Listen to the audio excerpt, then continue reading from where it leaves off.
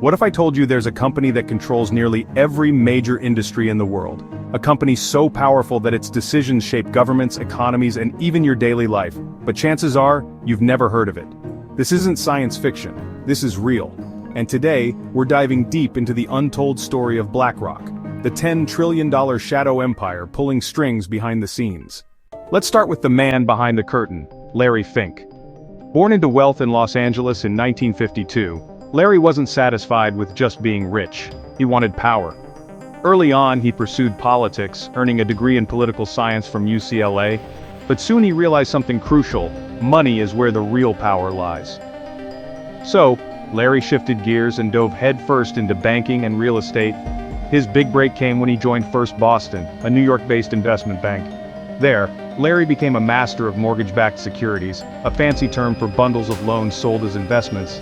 These little-understood financial products made Larry one of the highest earners at the firm, generating over $1 billion during his tenure. But success came at a cost. In 1986, Larry made a catastrophic mistake. A series of risky trades cost the bank $100 million in just months. Overnight, his reputation crumbled and he was forced out of First Boston. It seemed like the end of Larry's dream of world domination, or was it? Instead of giving up, Larry turned this disaster into an opportunity. He vowed to focus on risk management moving forward. In 1988, armed with old connections from his college fraternity, Kappa Beta Phi, a secretive group whose members include Michael Bloomberg and Goldman Sachs chairman, Larry founded BlackRock. What started as a small investment firm quickly grew into a financial juggernaut worth billions within 5 years. Fast forward to 2008, the year the global economy collapsed. Traders called it the craziest day they'd ever seen. Oil prices plummeted, banks went bankrupt, and millions lost their homes. But for Larry Fink, this wasn't chaos, it was an opportunity. You see, those same mortgage-backed securities Larry helped pioneer in the 80s, they were the fuse that lit the 2008 financial crisis. But here's the kicker: BlackRock didn't collapse because of them. Instead, thanks to its focus on asset management, BlackRock not only survived, but thrived. With Larry's close ties to Treasury Secretary Timothy Geithner, BlackRock secured exclusive contracts to manage the assets of failing banks. Suddenly, Wall Street wasn't just recovering, it was bowing down to BlackRock. By the time the dust settled, Larry had transformed BlackRock into the most powerful financial institution in the world. BlackRock's next move was genius. They introduced exchange-traded funds, ETFs, investment vehicles that pool money into entire industries. Think of ETFs as baskets of stocks. Want exposure to tech companies? Buy an ETF that includes Apple, Google, Microsoft, and more. Simple, right? These ETFs exploded in popularity because they offered stability and solid returns. Today, BlackRock manages trillions through these funds, owning stakes in almost every major corporation globally. Need proof? Look at who owns shares in giants like Disney, Amazon, or Pfizer. You'll find BlackRock's name everywhere. But the real game changer was Aladdin. No, not the Disney character. This Aladdin is a supercomputer designed by BlackRock to analyze investments and predict outcomes. With access to data from banks, insurance companies, pension funds, and social media giants, Aladdin knows everything about everyone.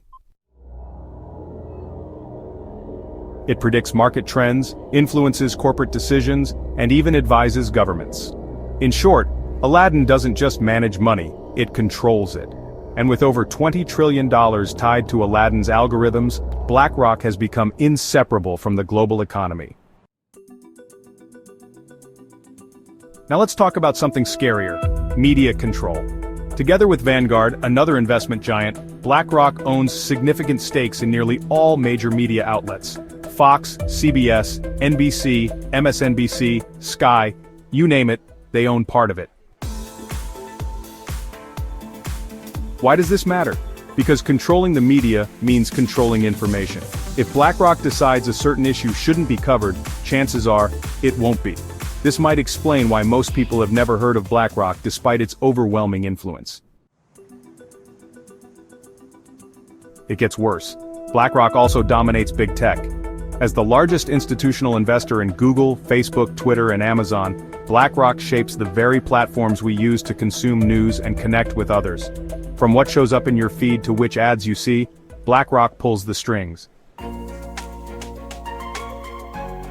And then there's ESG scoring. Ever notice how corporations suddenly care about climate change, diversity, and woke values? That's BlackRock's doing. In 2018, Larry Fink sent a letter to CEOs demanding they contribute to society or risk losing BlackRock's support. Companies now compete for high ESG scores not because they believe in sustainability, but because it makes them more investable.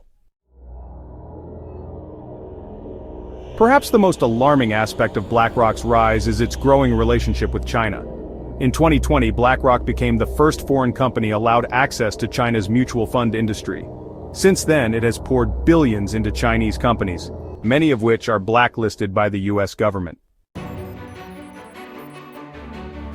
Take Hikvision, for example, a surveillance technology firm notorious for aiding the CCP's human rights abuses against Uyghur Muslims. BlackRock invested heavily in Hikvision, funneling American pension funds into a regime that threatens Western democracy itself. This isn't just bad optics, it's dangerous. By empowering authoritarian regimes like China, BlackRock risks undermining the very foundations of freedom and capitalism. Worse still, much of this money comes from ordinary people unknowingly contributing through pensions and savings accounts. So what does the future look like under BlackRock's shadow? Picture this. Skyrocketing housing prices driven by BlackRock snapping up properties, leaving average citizens unable to buy homes. An economy increasingly reliant on rent payments rather than ownership. A culture dictated not by votes but by investment boards. We already see glimpses of this dystopia. Social divisions deepen as corporations prioritize profit over people. Governments bow to BlackRock's demands, sacrificing sovereignty for economic stability. Meanwhile, Larry Fink sits comfortably atop the Council on Foreign Relations and the World Economic Forum, shaping policies that affect billions. Is this the inevitable result of globalization, or can we resist the rise of too-big-to-fail corporations like BlackRock? That answer depends on us.